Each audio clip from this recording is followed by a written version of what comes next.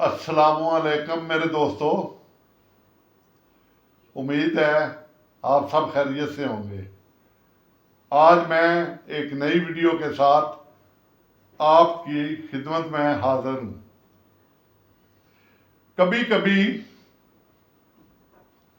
کھوٹا سکہ بھی کام آ جاتا ہے، کیونکہ کھرے سکے تو آپ دیکھ رہے ہیں جو آپ کے ساتھ سلوک کر رہے ہیں۔ اس پہ میں مزید اب بحث نہیں کرتا، کیونکہ میرا چینل اس موضوع والا ہے ہی نہیں ہے، مگر ایک کھوٹے سکے کی داستان میں ضرور سناؤں گا۔ آپ توجہ سے سنیے گا اور دیکھیے گا اس کو۔ یہ ستمبر 1948 کی بات ہے، جب ہندوستان نے ریاست جوناگڑھ پر یہ کہہ کر قبضہ کر لیا کہ ریاست کا حکمران نواب محبت خان لاکھ مسلمان صحیح، مگر ریاستی عوام کی اکثریت تو ہندو ہے، جبکہ اس کے استعماری ریاست نے جموں کشمیر پر بھی قبضہ کر لیا۔ خیر، جموں کشمیر کو تو آپ چھوڑیں، وہ تو بڑے بندے آزاد کرانے لگے ہوئے ہیں، دیکھیں کب تک آزاد کرواتے ہیں اور کب تک ہمیں بیوقوف بنائے رکھتے ہیں۔ خیر، قصہ مختصر یہ کہ جوناگڑھ پر بھارتی قبضے کے بعد نواب محبت خان بر وقت تمام اپنی اور اپنی اہل خانہ کی جان بچا کر اور مختصر ضروری سامان لے کر کسی نہ کسی طرح پاکستان پہنچنے میں کامیاب ہو گئے۔ یہاں انہوں نے اس وقت کے دارالحکومت کراچی کے مشہور علاقے کھارا در میں قیام کیا۔ یہ وہی علاقہ ہے جہاں کی ایک سڑک پر وزیر منش کے نام کی وہ 3 منزلہ عمارت واقع ہے جو قائد اعظم کی جائے پیدائش ہونے کا اعزاز رکھتی ہے۔ نواب صاحب جب انڈیا سے آئے تو جلدی میں تھے، تو اپنا 48 من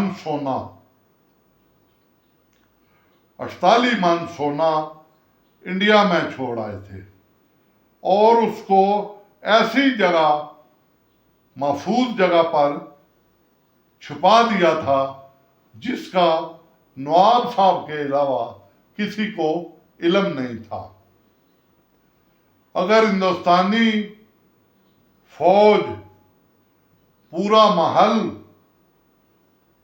کھود کر بھی پھینک دیتی تو انہیں وہ سونا نہ ملتا۔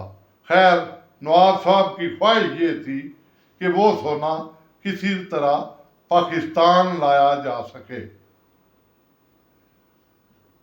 نواب صاحب نے کہا کہ جو بھی وہ سونا کسی طرح بھی پاکستان لائے گا تو نصف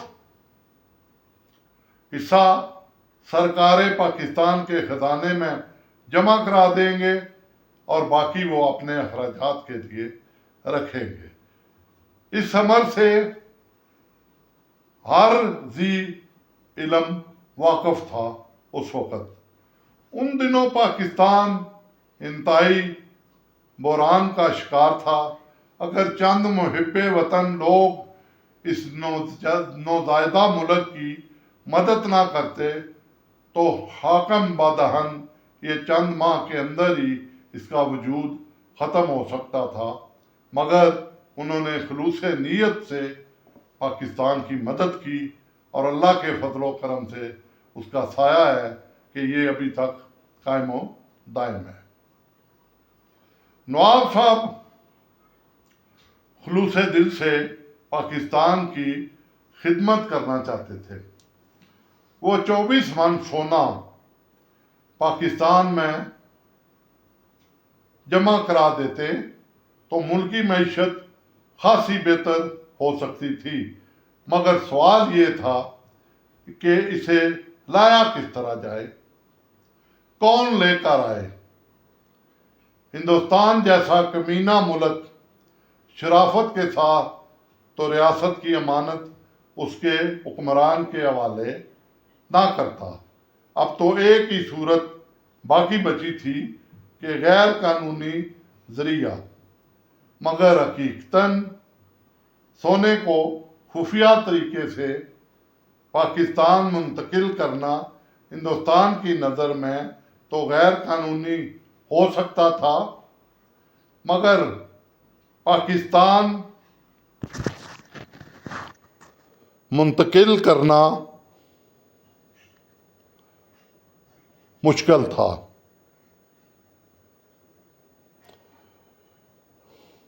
ہندوستان کی نظر میں یہ غیر قانونی اقدام تھا، مگر نواب آف محبت خاں اس کے لیے بندہ ڈھونڈ رہے تھے کہ وہ اس کو یہاں پر لے آئیں۔ اب کردار شروع ہوتا ہے کھوٹے سکے کا۔ وہ تھے اس دور کا مشہور سمگلر حاجی عبداللہ۔ حاجی عبداللہ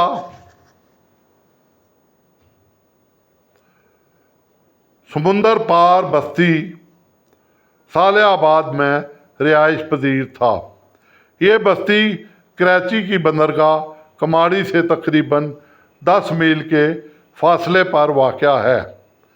عبداللہ بھٹی اس وقت 80 برس کے تھے اور اپنا پیشہ ترک کر کے یاد الہی میں مصروف تھے۔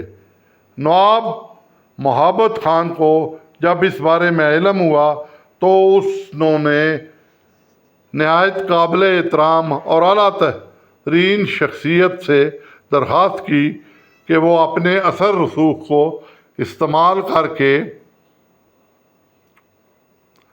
عبداللہ بھٹی کو اس بات پر راضی کر لیں کہ وہ کسی بھی صورت میں یہ سونا پاکستان لائیں جوناگڑھ سے۔ اس محترم ہستی نے عبداللہ بھٹی کو اپنے روبرو طلب کر کے ملک و قوم کے لیے یہ کام کرنے پر آمادہ کر لیا۔ جوناگڑھ سمندر کے راستے کراچی سے 300 میل کے فاصلے پر ہے۔ اس عظیم شخصیت کے حکم پر بوڑھے مگر پرعزم عبداللہ بھٹی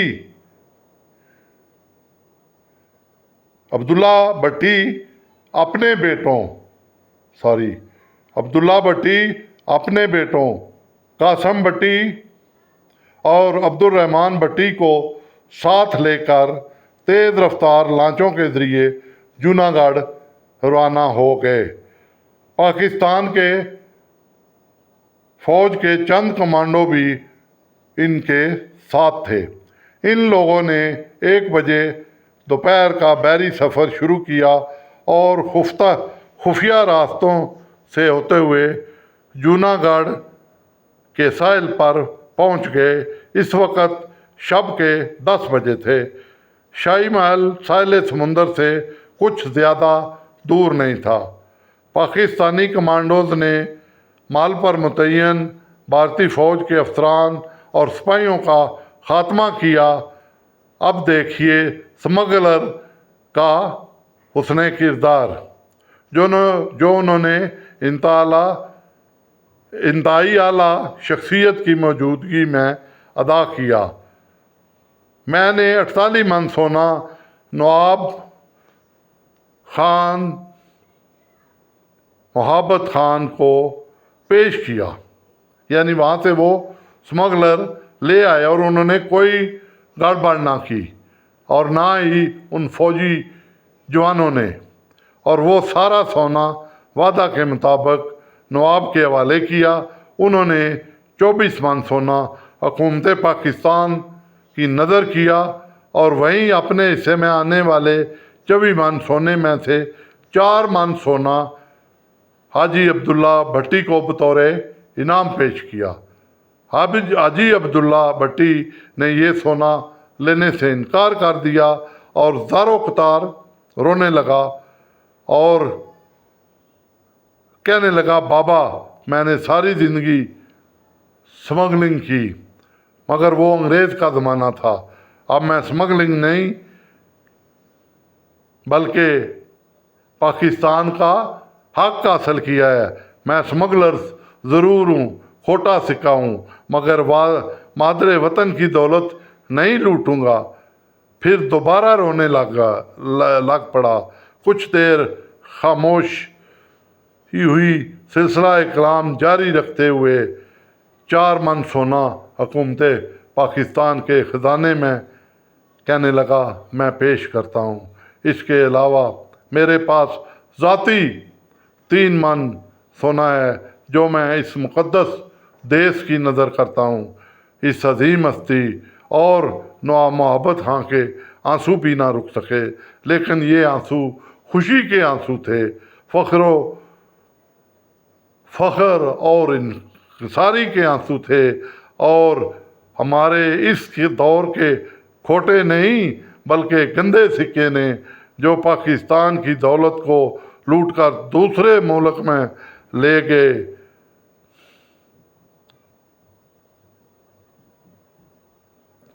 वो उनको ना शर्म है ना हया है कि वो भी ये दौलत लूट कर पाकिस्तान के हवाले करें और पाकिस्तान की तरक्की के लिए वो कर्ज जो मांग रहे हैं, जो और लूटने के लिए, बाहर पहुँचाने के लिए, तो वो इस मुल्क को दे दें। इस मुल्क की दौलत आखिर में तो उन्होंने मरना ही है।